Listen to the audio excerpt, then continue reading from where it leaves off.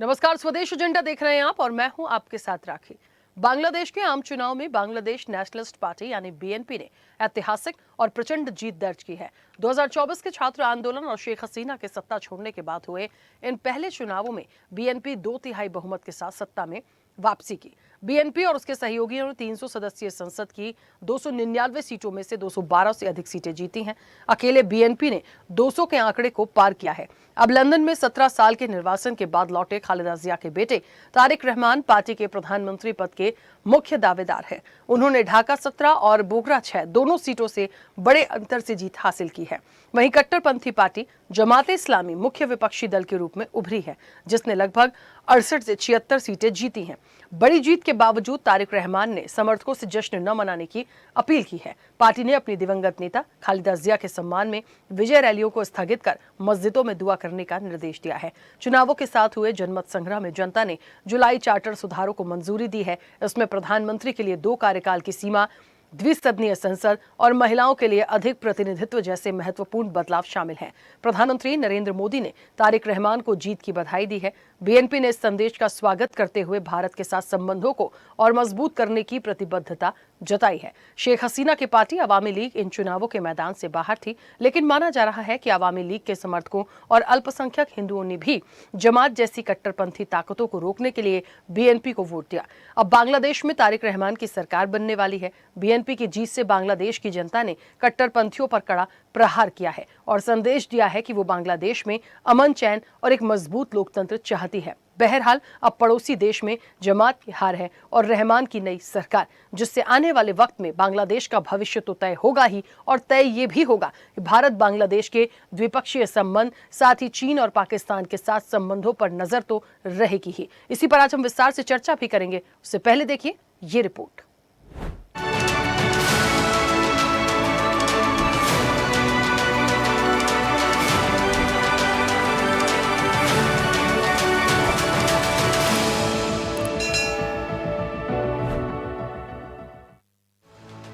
सत्रह साल का निर्वासन, 2 महीने और सत्ता में वापसी।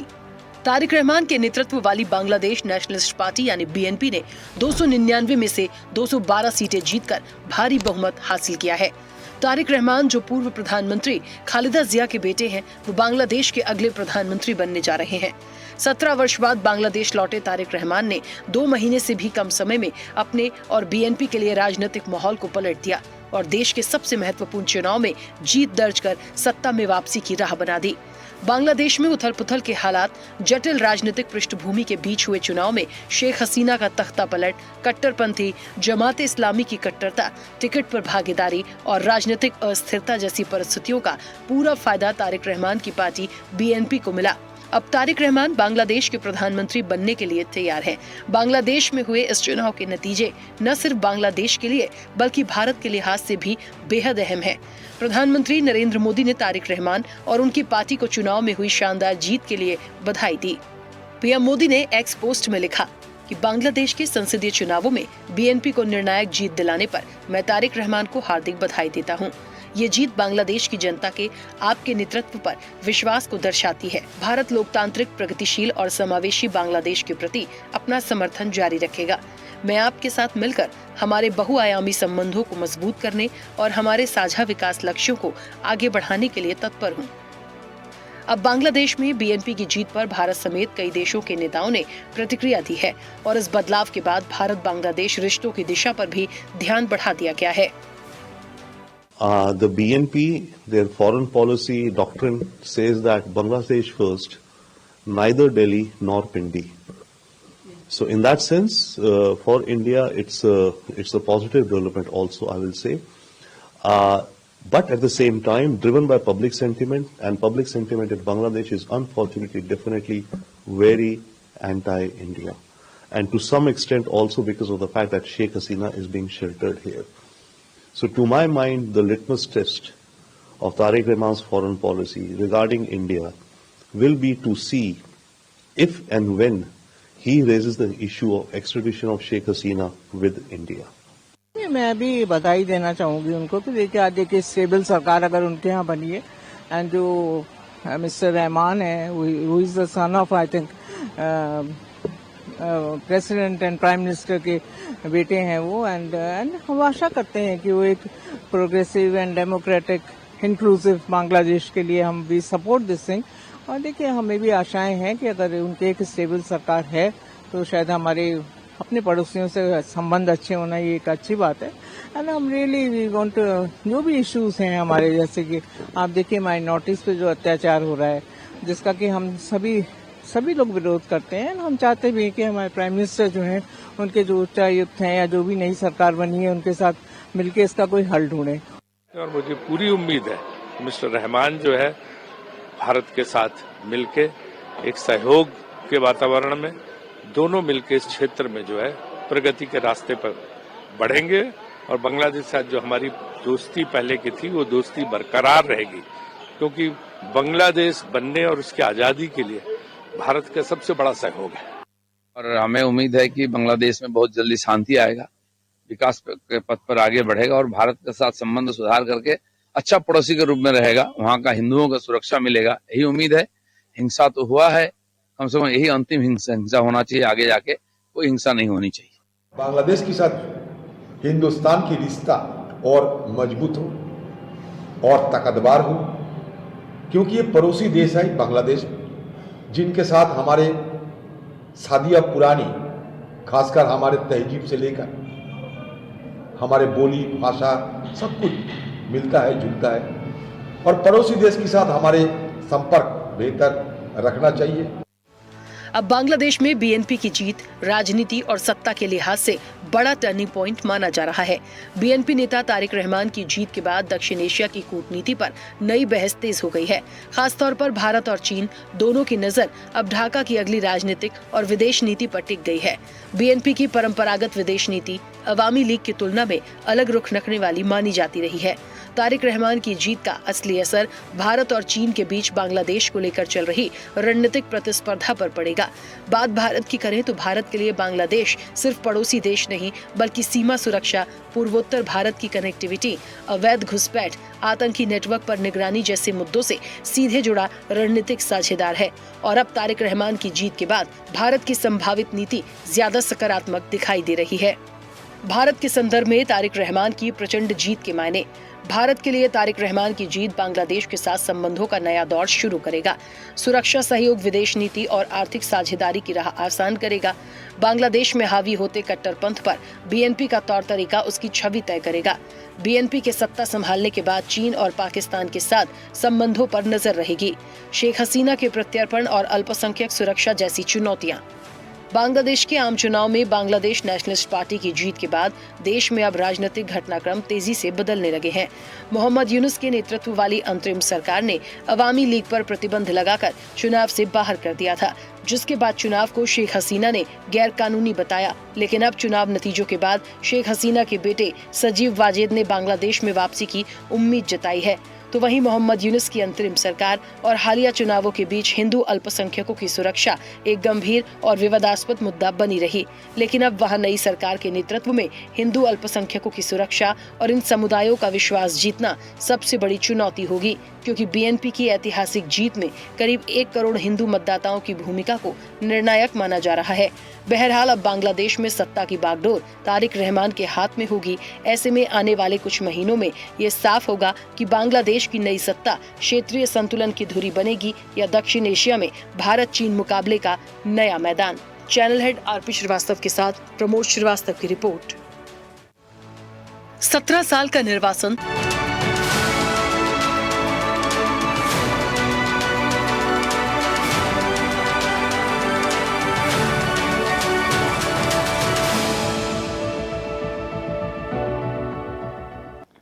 चलिए तो बांग्लादेश में रहमान सरकार है और कट्टरपंथियों पर कड़ा प्रहार है। एक मैसेज तो आया।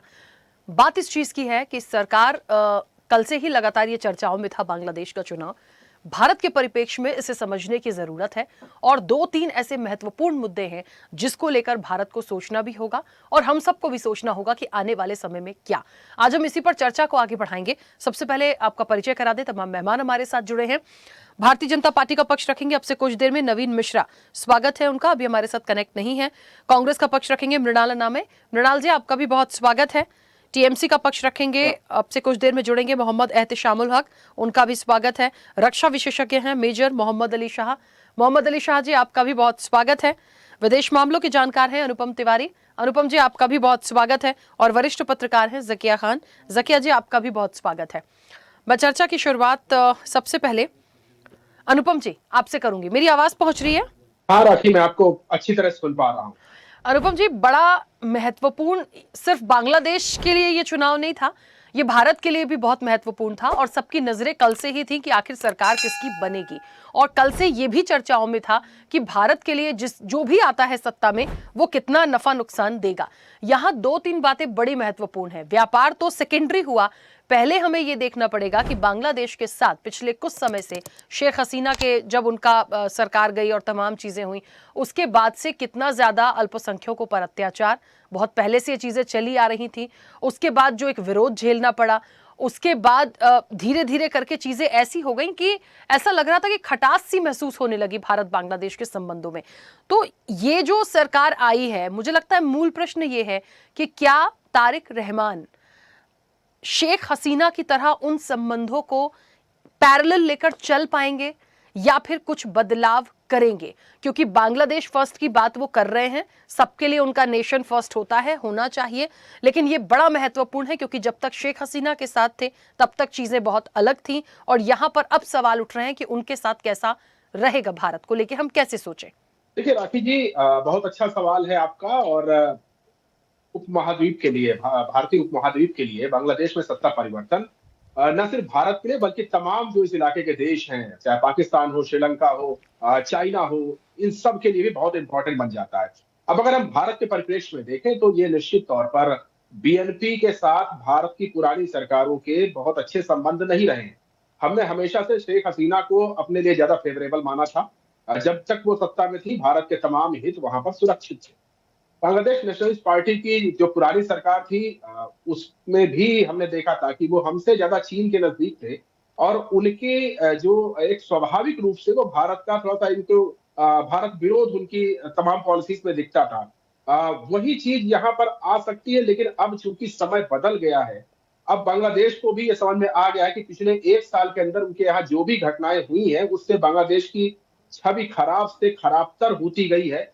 और जिस तरह से वहां पर कट्टरपंथियों को हावी होने दिया गया था मोहम्मद यूनुस की इंटरिम गवर्नमेंट के द्वारा, उन कट्टरपंथियों ने बांग्लादेश की छवि कम से कम भारत की नजर में बहुत खराब कर दी थी। और अब आप देखें कि रहमान जब चुन करके आए हैं, उसके पहले से ही भारत सरकार ने ये चीज तो एंटिसिपेट कर ली थी कि शेख हसीना को चूंकि चुनाव उनकी पार्टी को लड़ने नहीं दिया जा रहा है, तो अब जीतने का पूरे पूरे चांस बीएनपी गई है और रहमान अगली गवर्नमेंट बना सकते हैं। तभी आप देखें, जब रहमान कई साल बाद, दशकों बाद जब बांग्लादेश में वापस आए थे निर्वासित जीवन खत्म करके, तो भारत की ओर से उनको बधाइयां दी गई थी। और जब उनकी माता का देहांत हुआ कुछ दिन पहले, जो पूर्व प्रधानमंत्री थी, उस समय भी भारत के प्रधानमंत्री ने ट्वीट किया और अपने संदेश राजदूत के माध्यम से भिजवाए थे। और ये एक संदेश देने की कोशिश करी थी कि भले ही आपके जो पुराने कार्यकाल थे उसमें हमारे संबंध बहुत अच्छे ना रहे हों, लेकिन आज की जरूरतों के हिसाब से भारत और बांग्लादेश एक दूसरे से दूर नहीं रह सकते हैं। सामरिक रूप से हम एक दूसरे के पूरक बनते हैं। और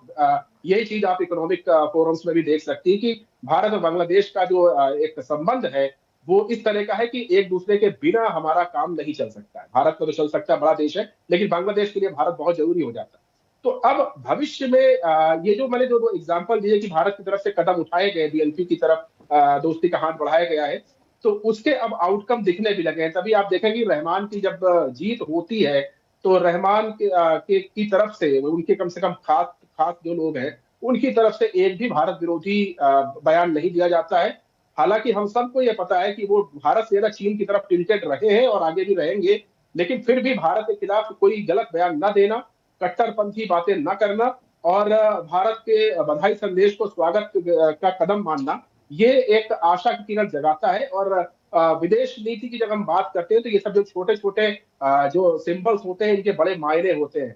तो अब अगर भारत की जरूरतें देखें, तो एक कठिन परीक्षा जरूर है, क्योंकि बीएनपी के साथ हमारा जो पुराना इतिहास रहा बहुत अच्छा नहीं रहा है। लेकिन इस कठिन परीक्षा के समय में भी हमको अपनी कूटनीतिक चालें बहुत बेहतर तरीके से खेलनी पड़ेंगी। हमको चाहे सीमा विवाद हो, चाहे पानी का बंटवारा हो, बीएनपी की पुरानी सरकारें पानी के बंटवारों पर भारत के काफी खिलाफ रहा करती थी, चाहे उसकी बात हो या फिर चीन के हाथों लोन के जाल में फंसने का जो एक खतरा बांग्लादेश में दिखाई दे रहा है, उससे निकालने के लिए भारत बांग्लादेश के साथ व्यापारिक संबंध बेहतर कर सकता है।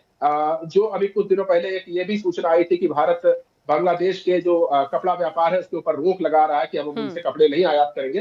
तो इस तरह की चीजें जो है अब रोकी जा रही, तो ये एक बेहतर भविष्य की तरफ पहला कदम जरूर हो सकता है। लेकिन हाँ, अभी भी मैं ये जरूर कहूंगा कि बहुत कुछ डिपेंड करता है कि तारिक रहमान की सरकार भारत के खिलाफ कैसा रवैया रखती है। शुरुआती कदम तो अच्छे दिख रहे हैं, लेकिन भविष्य कैसा होता है ये ही तय करेगा कि भारत उनके साथ कैसे संबंध रखेगा। बिल्कुल, चलिए वापस आऊंगी।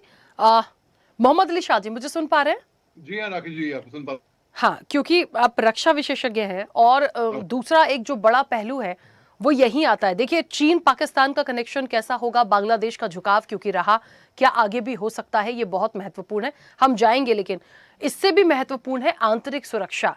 सर, पूर्वोत्तर की सुरक्षा और आंतरिक सुरक्षा बहुत महत्वपूर्ण है।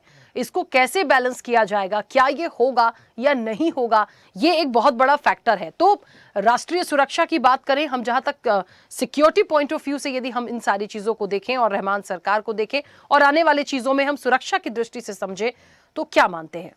बड़ा अच्छा सवाल पूछे आपने राखी जी। देखिए, बांग्लादेश के हालात पिछले 1-1.5 साल से बहुत ही खतरा थे। जब से शेख हसीना वहां से उनको आउट किया है जनजी ने वहां से, तो बल्कि आप अगर तस्लीमा नसरीन की आप ट्वीट भी देखेंगी, ट्विटर पे उन्होंने बोला है कि वो खुश हैं इसलिए नहीं क्योंकि ये बीएनपी जीत गई है, इसके लिए वो खुश हैं क्योंकि जमाते इस्लामी हार गई है बेसिकली। और अगर हम हिसाब लगाएं, आप देखें आंकड़े, 4,80,074,429 लोगों ने वोट किया, जिनमें से 2,25,65,627 वोटर्स गए नो के, जो कि नो वोट के लिए गए। जैसे कि शेख हसीना की नो नेशनल रेफरेंडम के लिए नो वोट। अख्तर अहमद है, सीनियर सेक्रेटरी हैं बांग्लादेश के इलेक्शन कमीशन के, तो अख्तर अहमद ने ये आंकड़े दिए थे, उनको मैं कोट कर रहा हूं। अब आप देखिए, अगर हम देखें भारत के लिहाज में ये इलेक्शन की रिजल्ट कैसी रही। पहली बात तो प्रधानमंत्री मोदी साहब ने मुबारकबाद दी है रहमान साहब को। आप ये बताइए, अगर जमाते इस्लामी पावर में आ जाती तो क्या हमारी तरफ, हिंदुस्तान की तरफ से मुबारकबाद जाती? नहीं जाती, क्योंकि जाहिर सी बात, इसी से ही बहुत कुछ दर्शाता है। दूसरी बात है कि अमेरिका ने भी मुबारकबाद दी है बांग्लादेश को। तो मैं देख रहा हूं कि हालांकि कि इनकी जो जिया बेगम थी, इनकी जो मदर थी, और इनके फादर मिलिट्री ऑफिसर थे, बाद में वो राष्ट्रपति बने बांग्लादेश के अंदर, तो इनकी मदर एक्चुअली हाउसवाइफ थी बेसिकली। बाद में ये पॉलिटिक्स में आई और प्रधानमंत्री बन गई। और इनकी जो पैदाइश है 65 की, हालांकि इनके कार्ड में 68 बताया जा रहा है, वो अलग बात है। तो काफी कंट्रोवर्सीज में रहे, लंदन में सेल्फ एग्जाइल गया, फिर इन्होंने फिर 2024 के बाद इनको फिर बरी हुआ, 2025 में इनकी वापसी हुई और 9 जनवरी को as a president of party take over किया।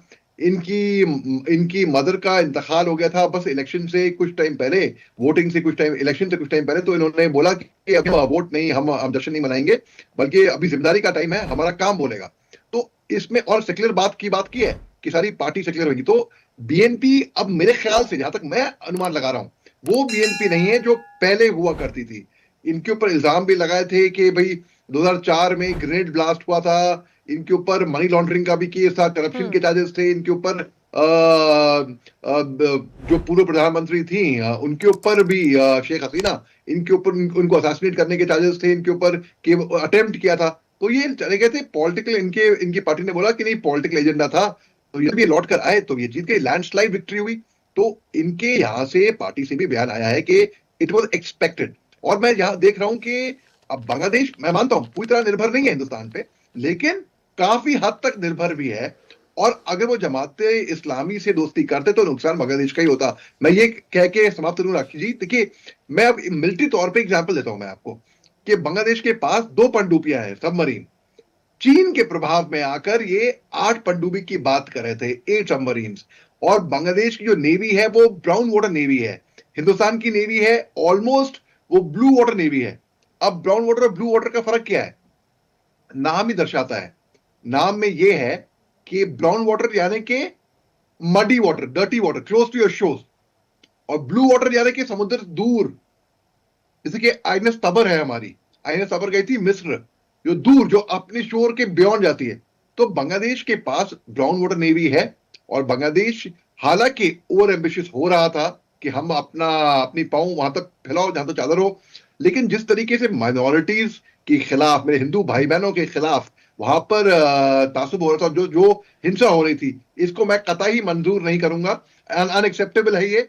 तो अभी मैं देख रहा हूं कि भाई शायद बांग्लादेश के हालात शायद सही हो जाए, और 2020 में मैं स्वयं बाय रोड सरहद पार करके बकायदा पासपोर्ट वीजा के साथ मैं बांग्लादेश गया था एक टेडेक्स टॉक देने के लिए। तो मैं देखा कि बॉर्डर पे हमारे जो बीएसएफ के जो साथी हैं वो बहुत अच्छा काम कर रहे हैं, बखूबी काम कर रहे हैं, और बांग्लादेश की तरफ से भी रेंजर बड़े अच्छे काम कर रहे हैं। लेकिन उसके बावजूद भी इन्फिल्ट्रेशन, घुसपैठी, कैटल स्मगलिंग, ये सब हो जाती है। क्यों हो जाती है? अब मैं देख रहा हूं कि law and order situation Bangladesh के अंदर शायद आ सकती है। जी बिल्कुल ठीक है, चलिए मैं वापस आऊंगी। जकिया जी जुड़ी हमारे साथ। जकिया जी मुझे सुन पा रही हैं? बिल्कुल आवाज आ रही है। हाँ। राखी, जकिया जी, देखिए, तारिक रहमान की सरकार और कट्टरपंथियों का पर जो एक प्रहार जैसा हम उसको देख रहे हैं, बिल्कुल है, क्योंकि यहाँ पर ना ये प्रहार इसलिए कहा जा रहा है क्योंकि बांग्लादेश में जो हिंदू अल्पसंख्यक हैं, जो उन लोगों के साथ हुआ, वो एक सबसे बड़ा पॉइंट हमेशा रहा है। जब जब बांग्लादेश की बात आई है, हमेशा ये हुआ कि ये सारी चीज़ें हुई, इसे रोका जाना चाहिए। लेकिन क्योंकि सरकार अब नई है, और ये सरकार, मतलब तारिक रहमान को पर्टिकुलरली हम लेकर चले, तो क्या उस तरीके से भारत के साथ संबंध होंगे? क्योंकि सब लोग अलग अलग एक्सपर्ट हैं, अपने अपनी बात रखते हैं।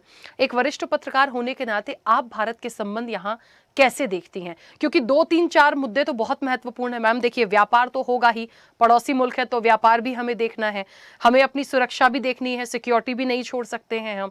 उसके बाद व्यक्तिगत रूप से जब शेख हसीना के साथ संबंध थे और तमाम चीजें चल रही थी, तब में और अब में डिफरेंस होगा या पैरेलल हो सकती हैं चीजें? आप कैसे देखती हैं?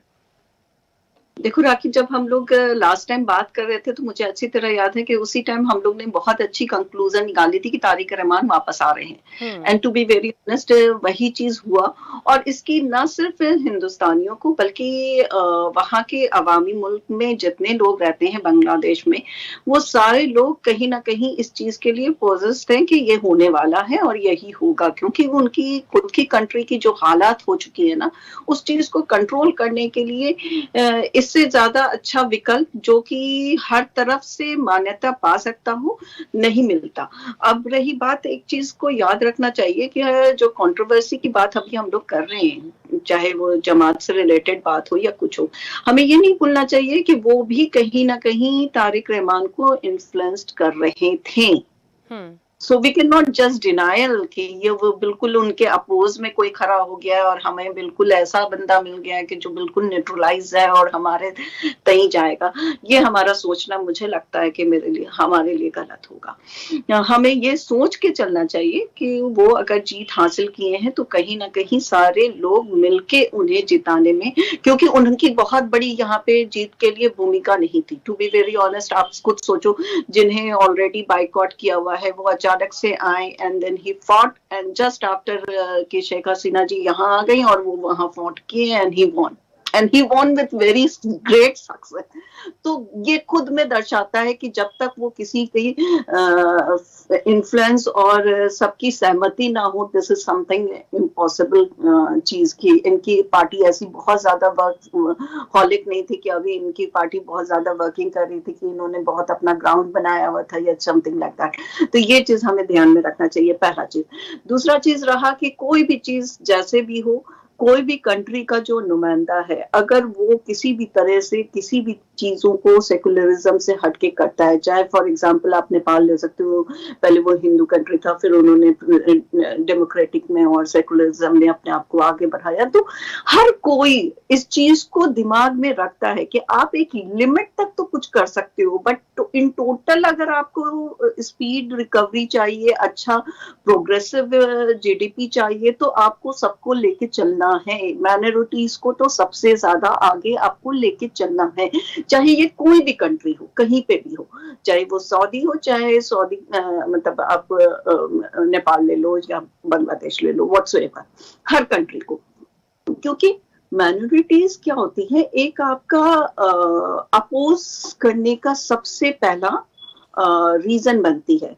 तो माइनॉरिटी के ऊपर कोई भी तरह का प्रहार कहीं ना कहीं आपकी क्षमता, आपकी सोच, आपकी कंट्री की सारी जो एक संवैधानिक सिस्टम होती है उसको प्रकाशित करता है। तो जो भी कंट्री इस तरीके से करता है उसके लिए नेगेटिविटी फैलती है।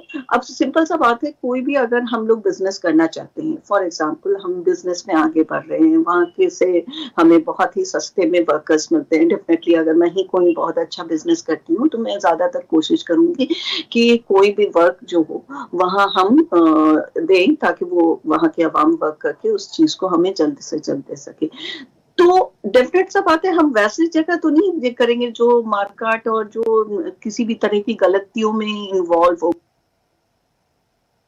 भले ही मेरा 2 पैसा खराब जाए, बट मैं कभी ये नहीं सोचूंगी कि उस पैसे पे किसी का खून लगा हो या किसी की गलत बात या किसी का दुख या किसी की परेशानी उसमें लगे हो। तो यही चीज इंडिया के साथ है, हमारी कंट्री में ऑलरेडी है, जान रहे थे तभी तो यहाँ से गए हमारे फॉरेन अफेयर्स से, मिनिस्ट्री से, कि भाई वहां पे जब उनकी माता का देहांत हुआ तो उस टाइम में खास तौर से वो पहुंचे, और उसी टाइम में ये सारी चीज स्पष्ट हो चुकी थी कि definitely he is going to win, is going come back as a leader. And India का बेस्ट वो टाइम था जिस टाइम में वहां पे जाके उस सारी चीजों को बात करना कि कैसे हम फ्यूचर में आगे बढ़ सकते हैं।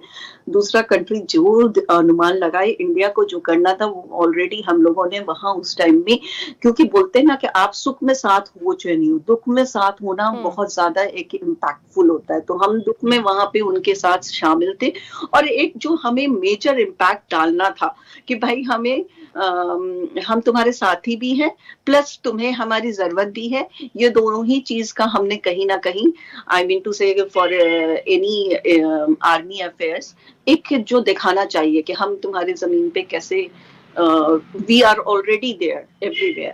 तो वो भी एक चीज वहां पे हम लोगों ने साबित कर दिया था।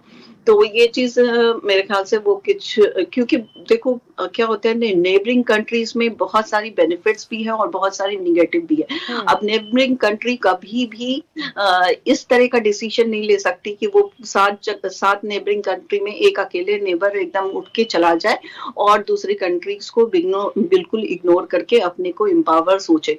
बाहर से जो भी उसके फॉरेन से आएगा, चाहे यूएस से आए, चाहे सऊदी से आए, चाहे पाकिस्तान से आए, चाहे किधर से भी आए, पहले तो हम पहुंचेंगे ना। So that is also something जो उनके दिमाग में, हमेशा सभी के दिमाग में होना ही चाहिए। और देखो हमारी जो कंट्रीज है, हमारी जो नेबरिंग कंट्रीज है, उसमें इंडिया हमेशा से एक बड़े भाई की भूमिका निभाते चला आ रहा है। बड़े परिवार का एक बड़ा जो होता है उस तरह की भूमिका हमेशा से निभाता चला आ रहा है, और मुझे लगता है बहुत अच्छी तरीके से आगे भी ये चलेगा। But still as I told कि ये हमें नहीं भूलना है कि कहीं ना कहीं उसमें जमात की भी इन्वॉल्वमेंट है उनकी जीत में, और कहीं ना कहीं वो उससे इन्फ्लुएंस रहेंगे। सो टू बी वेरी ऑनेस्ट, हमारी आर्मीज को अपनी आंखें खोल के रखनी है। हमारे बॉर्डर्स के ऊपर हमारी जो एक होनी चाहिए सिस्टमेटिकली इन्फोर्समेंट, वो होनी ही जरूरी है, क्योंकि अभी बहुत अर्ली है ये डिसीजन लेने के लिए कि हम लोग बिल्कुल ही सेफ एंड फ्रेंडली हो चुके हैं। आप अपने तरफ से सब चीज अच्छी है, लेकिन बोलते ना घर बगल में कोई चोर हो चाहे नहीं हो, ताला लगाना जरूरी होता है। ठीक है। तो दैट इज मेजर थिंग। बिल्कुल ठीक है मैम, वापस आऊंगी। नवीन जी जुड़े हमारे साथ। चलिए, नवीन जी अभी कनेक्ट नहीं है। मृणाल जी मुझे सुन पा रहे हैं? हाँ, सुन रहा हूँ रेखा जी। मृणाल जी, राखी नाम है मेरा। जी हाँ, ठीक है मृणाल जी, महत्वपूर्ण है क्योंकि एक मजबूत विपक्ष है आप भी, और देश की बात होती है। तो क्योंकि बांग्लादेश में चुनाव जरूर हुआ है, सरकार वहां जरूर बन रही है, लेकिन भारत के परिप्रेक्ष्य में ये बहुत महत्वपूर्ण हमारे लिए भी हो जाता है, क्योंकि बहुत सारी चीजें जुड़ती हैं, चाहे सुरक्षा की हो, चाहे व्यापार की हो। और पिछले कुछ टाइम से जो कुछ भी हो रहा है, या थोड़ी सी जो चीजें या खटास सी दिख रही है और वो ठीक नहीं हो पाई है, तो आने वाले समय में अब कैसे इसको देखते हैं विपक्ष में होने के नाते? क्या मुख्य रूप से विपक्ष का एक एजेंडा रहेगा या एक बात रहेगी जो सबसे पहले आप उम्मीद करते हैं कि होनी चाहिए खत्म वहां से? देखिए राखी जी, सबसे पहले तो मैं एनपी के चेयरमैन जो है तारिक रहमान जी, जो कि जीत हासिल किया है, उनको मैं तहे दिल से बधाई देना चाहता हूं। और जहां तक आप देखिए कि बांग्लादेश में कुछ दिन पहले छात्रों का आंदोलन हो रहा था, आंदोलन के बाद पहली बार राष्ट्रीय चुनाव हुए। तो राष्ट्रीय चुनाव होने में वहां के लोगों ने संसद और संवैधानिक बदलाव पर वोट डाला है। अब बांग्लादेश के नागरिकों ने रहमान पार्टी को मौका दिया है, जबकि आपको मालूम है कि 17 साल के बाद रहमान जी सत्ता पर काबिज होने जा रहे हैं।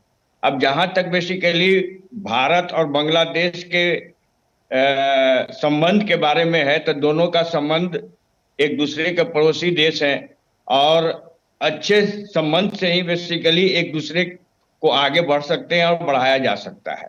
अब जहां पर वो आप देख रहे होंगे कि पिछले जो सरकार थी शेख हसीना जी का, उसमें आपने देखा कि किस प्रकार से बेसिकली अल्पसंख्यकों पर अत्याचार वहां बढ़ी थी, और जिस प्रकार से बेसिकली लोग वहां आवाज उठा रहे थे कि भाई हम भी बेसिकली जो है बांग्लादेश के पार्ट हैं और आप हमारे ऊपर इस प्रकार से अत्याचार कर रहे हैं। आपने हम देखा होगा बराबर डिबेट में चाहे शो में कि बराबर उस पर लोग चर्चा कर रहे थे।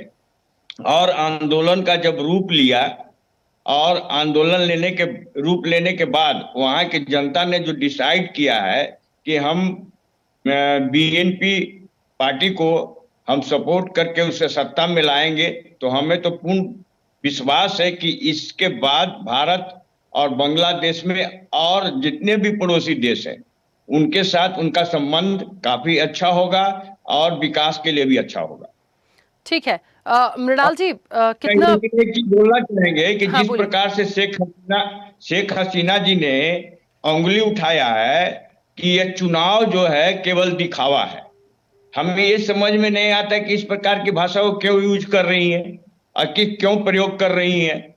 दूसरी बात कि एनपी जो है, बीएनपी का जो सीट है 211 उन्होंने सीट लगभग लगता है कि जीता है, और राष्ट्रीय जो कन्वेंशन पार्टी एनसीपी मात्र 6 सीट ही जीत पाई है, और 68 सीट जो है जमाते इस्लामिया ने जीता है।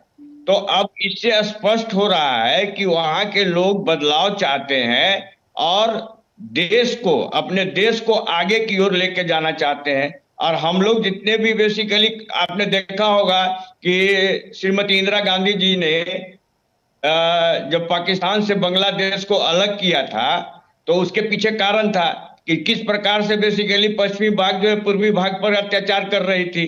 तो उन लोगों को मानवता धर्म को स्थापित करने लिए श्रीमती इंदिरा गांधी जी ने बेसिकली बांग्लादेश का निर्माण किया। अब हमें आशा है कि वहां के अल्पसंख्यकों लोग को काफी सुरक्षा मिलेगी और उनको बेसिकली बांग्लादेश में एक एस्टेब्लिश्ड जो सरकार होती है उस सरकार के अंतर्गत संरक्षण भी मिलेगा और आगे बढ़ने का भी मौका मिलेगा। ठीक है, देखिए उम्मीद की जा सकती है, लेकिन बिल्कुल हम पूर्ण रूप से तो विश्वास नहीं कर सकते, क्योंकि है तो नए संबंधी और किस तरीके से डेवलप होंगे आने वाले समय में, क्या बातचीत होगी वो देखने वाली बात होगी। नवीन जी मुझे सुन पा रहे हैं? नवीन जी, चलिए शायद मेरी आवाज़ नहीं पहुंच रही है। एहतेशाम जी जुड़े हैं हमारे साथ? एहतेशाम जी भी नहीं जुड़े हैं। वापस मैं अनुपम जी आप ही की तरफ आऊँगी, और महत्वपूर्ण सवाल है। अभी मुझे ऐसा लगता है बांग्लादेश की अर्थव्यवस्था के लिए कपड़ा इंडस्ट्री जो है, मुझे लगता है इन सारी चीज़ों को लेके हम कई बार बात कर चुके हैं। क्या तारिक रहमान को भी ये मालूम ही होगा कि भारत से ना हम बहुत ज़्यादा आँख मिचोली कर सकते हैं, ना हम इस तरह की कोई चीज़ें कर सकते हैं जो हमारे लिए हार्मफुल हो? मुझे ऐसा लगता है सर, बहुत बैलेंस होके तारिक रहमान भी इस चीज़ को समझेंगे कि भारत के साथ कैसे चलना है, व्यापारिक रूप से भी, लेकिन हाँ, ये बात बिल्कुल सच है, जहां सुरक्षा की बात आ रही है, मैं बार बार इसलिए जा रही हूं क्योंकि बहुत सारे फैक्टर हैं सुरक्षा को लेके। बहुत सारी सीमा, भारत बांग्लादेश की सीमा को आप निकाल कर देखिए, वहां से जितने स्टेट लगते हैं, वहां से घुसपैठ की जो बात होती है, ये सारी चीजों को देखना पड़ेगा। फिर जब बांग्लादेश का झुकाव चाइना या पाकिस्तान की तरफ चला जाए, तब फिर भारत के लिए बड़ा सवाल है। तो इन सारी चीजों को क्या तारिक रहमान रोक पाएंगे? क्या वो समझेंगे? क्या भारत के साथ अपने व्यापार को समझते हुए चीजों को आगे बढ़ाएंगे? ये एक बड़ा मूल प्रश्न है जिसका समाधान मुझे लगता है बहुत क्लियरिटी से बातचीत के बाद होगा। देखिए राकेश जी, अभी आदरणीय जाकिया जी ने एक बहुत अच्छी बात कही थी और उससे मैं भी पूरी तरह सहमत हूँ कि इस चुनावी जीत को हमें बहुत ऐसे नहीं देखना चाहिए कि सब कुछ सही हो जाएगा बांग्लादेश के अंदर, क्योंकि बीएनपी एक ऐसी पार्टी रही है और उसके संबंध भी इस तरह के लोगों के साथ रहे हैं जो कि मूलतः भारत विरोधी हैं। चाहे आप चाइना की बात करें, चाहे पाकिस्तान की बात करें, चाहे आप फिलहाल अमेरिका की जो नीति चल रही है उसकी बात करें। बीएनपी ने किया क्या है कि बीएनपी जीतने के बाद कई सारे ऐसे तत्व हैं जिनसे इन्फ्लुएंस हो सकती है और शायद इस चुनाव में भी इन्फ्लुएंस हुई है। आप ये देखें कि शेख हसीना जब तक वहां पर 3 टेन्योर सत्ता में रही हैं, तब तक उन्होंने बीएनपी को एक तरह से चुनाव से बाहर ही कर रखा था। उनके ऊपर ये तमाम आरोप लगे थे कि वो बीएनपी को राष्ट्रीय मुद्दे में शामिल नहीं होने देना चाहती है, वो उसको संसद में नहीं आने देना चाहती है। चुनाव रिगिंग के उनके आरोप थे, लेकिन भारत ने उस समय शेख हसीना के ऊपर इन आरोपों से अपने आप को बचा के रखा हुआ था। भारत को ये लगने लगा था कि हमने शेख हसीना नाम का एक व्यक्ति जो हमारे फायदे का है वहां गद्दी पर बैठा हुआ, ये हमेशा रहेगा और इसकी वजह से हमें कोई समस्या नहीं आने वाली और समस्या आई भी नहीं है। लेकिन अब जब चूंकि सत्ता परिवर्तन हो रहा है तो हमको बहुत रियलिस्टिक होना पड़ेगा। बीएनपी एक ऐसी पार्टी रही और इनफैक्ट तारिक रहमान भी एक ऐसे व्यक्ति हैं जिनके ऊपर हमेशा चीन के माध्यम से दबाव रहेगा, जिनके ऊपर हमेशा पाकिस्तान की तरफ से दबाव रहेगा कि वो भारत से अपने रिश्तों को कमतर करे। लेकिन समस्या उनकी ये भी है कि वो भारत से अगर रिश्ते आर्थिक तौर पर अगर तोड़ते हैं तो वो उसमें उनकी ही बर्बादी है, बांग्लादेश की बर्बादी है, क्योंकि जो आर्थिक पहलू है भारत और बांग्लादेश के बीच में वो भारत की तरफ झुका हुआ है। लेकिन पाकिस्तान जैसे देश यहाँ पर कोशिश कर रहे हैं। अभी देखिए मेमोरेंडम ऑफ अंडरस्टैंडिंग एक दोनों देशों के बीच में हुआ है जिसमें कि 5,000 मीट्रिक टन चावल पाकिस्तान से बांग्लादेश की ओर आएगा। तो अब ये देखिए, भले ही अभी ये सिर्फ साइन हुआ, लेकिन ये फ्यूचर का इंडिकेशन है कि पाकिस्तान बहुत तेजी से अपने आप को इन्वॉल्व करेगा बांग्लादेश की अर्थव्यवस्था के साथ। हालांकि पाकिस्तान की अर्थव्यवस्था खुद खस्ता हालत में है, लेकिन फिर भी वो भारत विरोध के मौके को यहाँ पर भुनाने की कोशिश करेगा। चाइना का भी यही दस्तूर है कि चाइना चाहेगा कि बांग्लादेश की गवर्नमेंट के साथ मिल करके भारत को कम से कम नॉर्थ ईस्टर्न सेक्टर में कमजोर करने की कोशिश करे। और नॉर्थ ईस्ट के साथ साथ वो बे ऑफ बंगाल में भी भारत के खिलाफ नजर रखने के लिए बीएनपी को या उसकी नई पार्टी को यूज कर सकता है। तो बहुत सारे पहलू हैं और तारिक रहमान के ऊपर एक दबाव इंटरनल भी है कि वो भले ही फिलहाल अंतर्राष्ट्रीय दबाव को देखते हुए अपने देश की स्थिति सुधारे, लेकिन जब तक व्यापार और सामरिक मामलों की बात होगी तो वो भारत के ऊपर जो झुका हुआ व्यापारिक पहलू है उसको बदलने की कोशिश जरूर करेंगे, अपने बिजनेस को डाइवर्सिफाई करने की कोशिश करेंगे और उसको पाकिस्तान, चाइना या फिर अमेरिका की तरफ ओरिएंट करने की कोशिश करेंगे। और इसकी शुरुआती लक्षण दिखाई देने लगे हैं। जैसे ही टैरिफ की बात आती है, अभी आपको पता होगा बांग्लादेश के ऊपर टैरिफ के में काफी छूट दी है अमेरिका ने। तो यहाँ पर वो जो कॉटन जो भारत के ऊपर पूरी तरह डिपेंड था बांग्लादेश कॉटन के लिए और यार्न के लिए, वो डाइवर्सिफाई होगा। अब उसमें अमेरिका एक प्लेयर बन के कूद रहा है। यहाँ पर अमेरिका की नीयत यह है कि इस माध्यम से ही सही भारत को यहाँ पर भी वो दबाव में लाएगा कि भारत जो कि $10 बिलियन के ट्रेड सरप्लस के साथ बांग्लादेश के ऊपर व्यापारिक रूप से एक तरह से हावी था, उसको बांग्लादेश अब डाइवर्सिफाई करेगा और उसको अलग अलग दिशाओं में मोड़ने की कोशिश करेगा। यहाँ पर ठीक है, व्यापार बहुत बड़ा हमें अफेक्ट नहीं करने वाला है बांग्लादेश के बाद, क्योंकि बांग्लादेश नहीं तो कोई और सही, बांग्लादेश में अगर हमारा कच्चा माल जा रहा था वो नहीं वहां नहीं जाएगा या कुछ रोक लेगी तो हमारे पास दुनिया भर के बाजार हैं। लेकिन इस व्यापार के माध्यम से जो एक सामरिक जो इश्यूज हैं, जो रणनीतिक पहलू हैं, उनको हमें नहीं छोड़ना चाहिए और ये ध्यान रखना चाहिए कि बांग्लादेश एक ऐसी ज्योग्राफी पर स्थित है जिसके 3 तरफ से हम हैं और चौथी तरफ से समंदर है, समंदर भी हमसे लगा हुआ है। अब इस पर्टिकुलर ज्योग्राफी में चाइना जैसे देश को अगर घुसने का मौका मिलता है तो ये हमारे लिए बहुत बहुत सरदर्द होगा। तो बांग्लादेश के जो भी आर्थिक पहलू है, जो भी सामरिक पहलू है, उनके ऊपर हमें तीखी नजर बना के रखनी चाहिए और बहुत ज्यादा इस बात से खुश होने की जरूरत नहीं है कि वहां पर सत्ता परिवर्तन हो गया है, क्योंकि सत्ता परिवर्तन का अभी आपको एक पहलू ये भी देखना होगा कि जिस वजह से सत्ता परिवर्तन हुआ है वो वजह अभी भी दिल्ली में बैठी हुई है, शेख हसीना अभी भी दिल्ली में है, और उनके विरोध में कभी भी बांग्लादेश की पार्टियां एकजुट होकर के भारत की खिलाफत कर सकती हैं, क्योंकि वहां पे विद्रोह ही इस बात को लेकर के हुआ था कि शेख हसीना एक खराब व्यक्ति है जो उनके देश के लिए सही नहीं है, और इसीलिए भारत में वो आई और भारत उनको शरण दी। तो ये भारत में शरण देने वाला जो मसला था वो इतना आसान नहीं है। अभी आपको डिप्लोमेटिकली इस बात के लिए तैयार रहना पड़ेगा कि बांग्लादेश की तरफ से प्रेशर आएगा कि उनको, यानी शेख हसीना जी को, उनको हैंडओवर किया जाए, एक्स्ट्राडिट किया जाए, और उसके बाद उनके ऊपर जो केस हमने देखा है, ऑनलाइन केस भी चलाए जा रहे थे, उन केसेस का क्या होगा, और क्या भारत ये कोशिश करेगा कि शेख हसीना जी को हमेशा के लिए अपने पास ही रखे और उनको वापस बांग्लादेश ना भेजे, क्योंकि ये पूरी तरह संभव है कि अगर वो बांग्लादेश गई तो उनको मौत की सजा तक सुनाई जा सकती है। तो बहुत सारी चीजें हैं और आपको इन सब चीजों के ऊपर लगातार विचार करना पड़ेगा, लगातार विमर्श में रहना पड़ेगा, और बांग्लादेश को हमेशा इंगेज करके रखना पड़ेगा। ये भारत की तरफ से है, और बांग्लादेश को भी, तारिक रहमान जी को ये समझना पड़ेगा कि भले ही वो अपने ट्रेड को डाइवर्सिफाई करें, हर देश अपने देश के फायदे की बातें सोचता है, अपने व्यापार को बढ़ाने की बात सोचता है, लेकिन भारत से जियोग्राफिकली वो इतना कनेक्टेड है कि भारत के साथ दुश्मनी तो उनको नहीं बोल लेनी चाहिए। तो शेख हसीना जैसे जो एंगल्स हैं उनको शायद तारिक रहमान अभी फिलहाल बैकड्रॉप में रखें, और वही उनके लिए बेहतर होगा और भारत के लिए भी बेहतर होगा। बिल्कुल। मेजर मोहम्मद अली शाह जी, मुझे लगता है एक महत्वपूर्ण सवाल सुरक्षा को लेकर करूंगी, क्योंकि संबंध होंगे, बातचीत होगी, बधाइयां देनी शुरू कर दी गई हैं। प्राइम मिनिस्टर नरेंद्र मोदी ने भी ट्वीट किया है और ये उम्मीद करी है कि आने वाला समय भारत बांग्लादेश के लिए बहुत बेहतर हो सकता है, क्योंकि बार बार पूरी चर्चा में, और वैसे भी हम पूरे पहलू उठाकर देखें तो मैंने शुरुआत ही करी थी कि सुरक्षा एक बहुत बड़ा फैक्टर है। किन पॉइंट्स पर बातचीत पहले महत्वपूर्ण हो सकती है या होनी चाहिए? राकेश जी, बहुत अच्छा सवाल किया है आपने। देखिए, अगर सुरक्षा के मामले को मद्देनजर रखते हुए अगर मैं बात करूं तो मेरे ख्याल से, देखिए, मैं एक आशावादी हूं, और मेरे ख्याल से हमारे प्रधानमंत्री साहब नरेंद्र मोदी साहब ने भी आशावादी हैं। उन्होंने भी बल्कि फोन पे भी बात करी तारिक रहमान से, और मुबारकबाद भी दिया और ट्वीट भी करी, और बिल्कुल, तो उनको एक आशा की किरण यहाँ पर नजर आ रही है। जी हाँ, ये बात बिल्कुल सही है कि क्या पता, भरोसा नहीं किया जाता, ठीक है, मानता हूं ये, बट नेचुरल है कि शेख हसीना यहाँ पर है, अभी हिंदुस्तान में मौजूद हैं। पहली बार ऐसा हो रहा है कि अवामी लीग 30 साल से ऊपर हो गए मेरे ख्याल से, जहां पर अवामी लीग इलेक्शन में नहीं आई, तो जाहिर सी बात है इसलिए बीएनपी सत्ता में आई। लेकिन यही बात है कि जमाते इस्लामी पावर में नहीं आई। मुझे इस बात की खुशी है, बहुत खुशी है इस बात की कि जमाती इस्लामी यहाँ पर पावर में नहीं आई।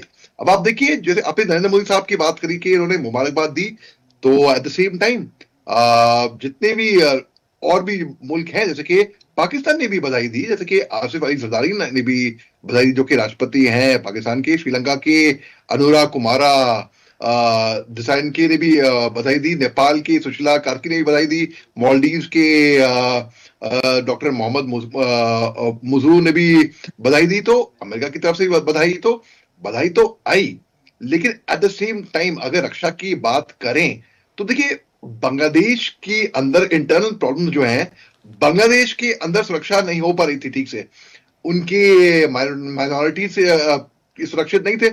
अब जो जेनजी ने जो मिड ऑफ 2004 में, जुलाई 2004 में जो वहां पे प्रदर्शन करा, अब उससे एक राइज हुई एक नई political party, national citizen party, NCP जो कहते हैं, जो कि एनसीपी इस इलेक्शन में अच्छे नहीं कर पाई। वो महज केवल 6 सीटें जीत पाई, और क्योंकि वो बुरा उन्होंने परफॉर्म किया, बीएनपी आई सामने। अब BNP was contesting against Jamaat Islami, तो मैं ये तो नहीं मानूंगा कि भाई जमात इस्लामी और बीएनपी दोनों मिले हुए थे, इनकी वजह से आए। देखिए, जब पॉलिटिक्स में जब वोट लड़े जाते हैं तो पार्टी की आइडियोलॉजी अलग अलग होती है, पार्टी अलग अलग होती है। हाँ, प्रभाव पड़ सकता है थोड़ा बहुत, वो अलग बात है, लेकिन एट द सेम टाइम हमको थोड़ा ट्रस्ट करना पड़ेगा, हमको आशावादी रहना पड़ेगा, हमको आगे के अच्छे फ्यूचर के लिए सोचना पड़ेगा, बिल्कुल। और जब हम वो सोचेंगे तभी हम अच्छी बातें सोचेंगे, तभी अच्छी बातें होंगी आगे। लेकिन एट द सेम टाइम फौज में, एक सुरक्षा में एक चीज कही जाती है कि यकीन सब पे करो नहीं, शक की नजर से सब पे देखो, लेकिन सबसे इज्जत से बात करो। तो यहाँ पे इनसे इज्जत से बात हुई है, अन्य मुल्कों ने इज्जत दी है, मुबारकबाद भी दिया है। अब आप देखिए, आगे का वक्त बताएगा कि बांग्लादेश अल्टीमेटली कैसे होएगा। लेकिन मैं आशावादी होने के नाते अच्छा सोच रहा हूं कि हमारे रिश्ते चाहे सुरक्षा के मामले में हो, चाहे डिप्लोमेटिक, चाहे ट्रेड लिंक्स हो, चाहे इकोनॉमी हो, अच्छे बांग्लादेश से अच्छे होने वाले हैं। जी ठीक है, वापस आऊंगी। नवीन जी, मुझे सुन पा रहे हैं? बिल्कुल राखी जी, बहुत देर से सुन पा रहा हूँ, आप मुझे नहीं सुन पा रहे हैं। सर, मैं बहुत देर से आपको कॉल कर रही थी लेकिन आप कनेक्ट नहीं हो पा रहे थे। फिर दूसरे राउंड में क्योंकि पैनलिस्ट, हाँ इसलिए, लेकिन अब आप जुड़ गए हैं, आप और एहतेशाम जी देर से जुड़े, लेकिन प्रतिक्रिया महत्वपूर्ण होगी और इतना समय है कि आप दोनों भरपूर बोल पाएंगे। और आपसे उम्मीद ये है नवीन जी, क्योंकि भारतीय जनता पार्टी और सरकार की जहां बात आती है, भारत की सरकार है और बांग्लादेश की जो रहमान सरकार आई है, अब संबंध है, नया दौर है, एक इसको दोस्ताना कह लीजिए, कुछ भी कह लीजिए, लेकिन एक नया दौर देखेंगे हम इस सरकार के साथ। तो बहुत सारी चीजें बांग्लादेश में ऐसी हुई हैं, अल्पसंख्यकों को लेके भी हुई हैं, तो बड़ा महत्वपूर्ण टास्क है सरकार के लिए, किस तरीके से अपने पॉइंट्स को रखेगी, किस तरीके से चीजों को डेवलप किया जाएगा, इन रिश्तों को कैसे बेहतर करेंगे। राखी जी, सबसे पहले तो बांग्लादेश की नई सरकार है, आदरणीय प्रधानमंत्री जी ने भी भारत के 140 करोड़ आम जनता की ओर से हम लोगों ने बधाई दिया कि बांग्लादेश अच्छा मुल्क बने, शांत मुल्क बने। पिछले कुछ दिनों का अनुभव बांग्लादेश के दुनिया के अंदर में, बांग्लादेश ने ऐसे मानवता को बदनाम किया है कि बांग्लादेश के नाम पे पूरी दुनिया, नाम सुनते ही बांग्लादेश के बारे में कुछ सोच बदल गई थी। इस बांग्लादेश के बारे में जमाती का खात्मा और बीएनपी का आना निश्चित तौर पे भारत के लिए, पूर्व वक्ताओं ने अच्छी बात कही कि ये एक अच्छे संदेश है।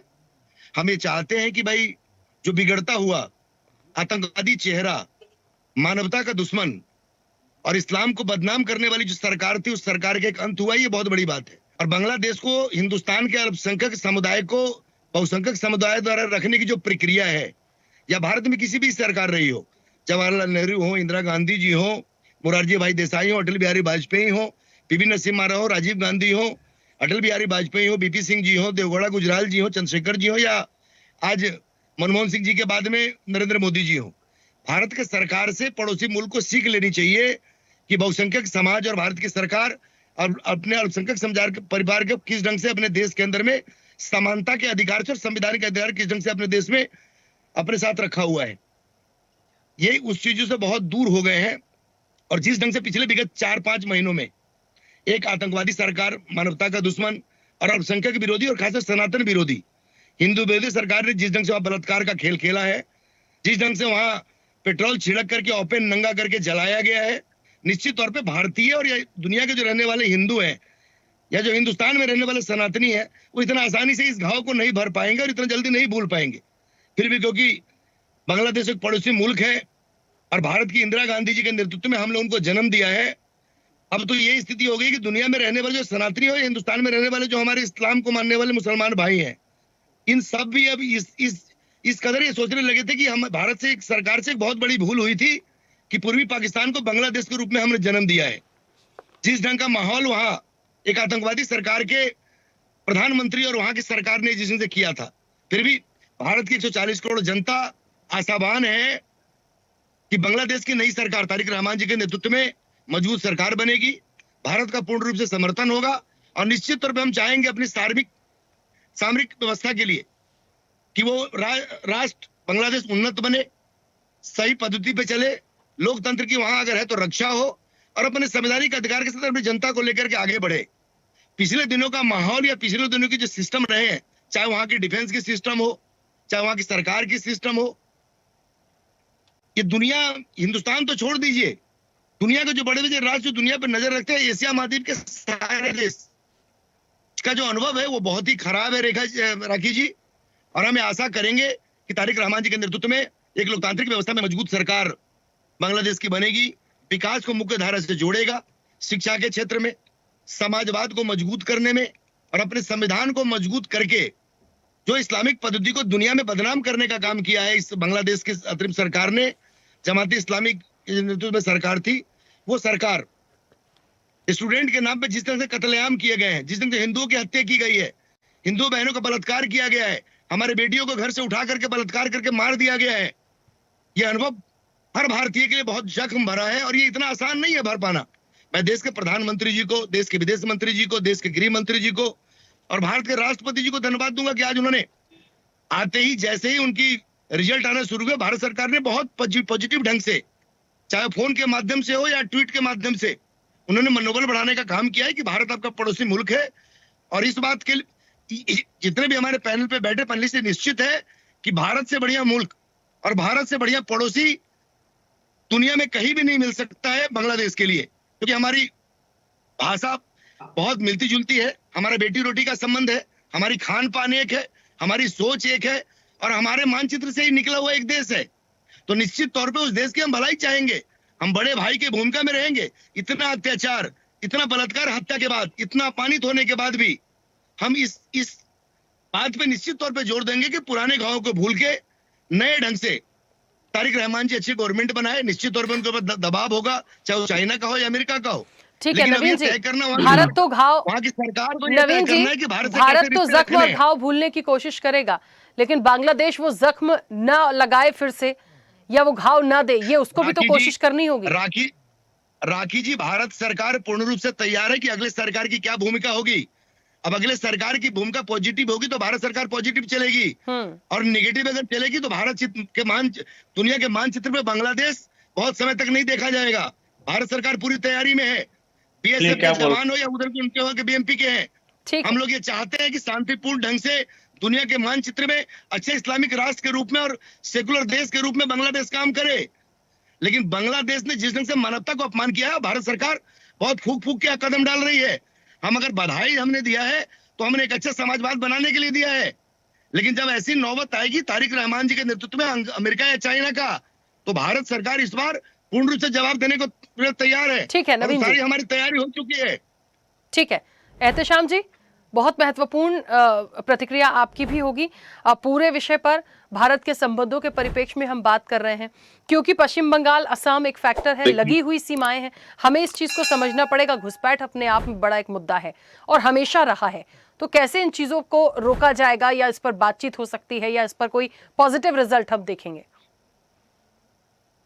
देखिए राखी जी नमस्कार, हम माफी चाहते हैं लेट से जुड़ने के लिए, और तमाम जितने भी पैनलिस्ट हैं सभी को मेरी ओर से नमस्कार।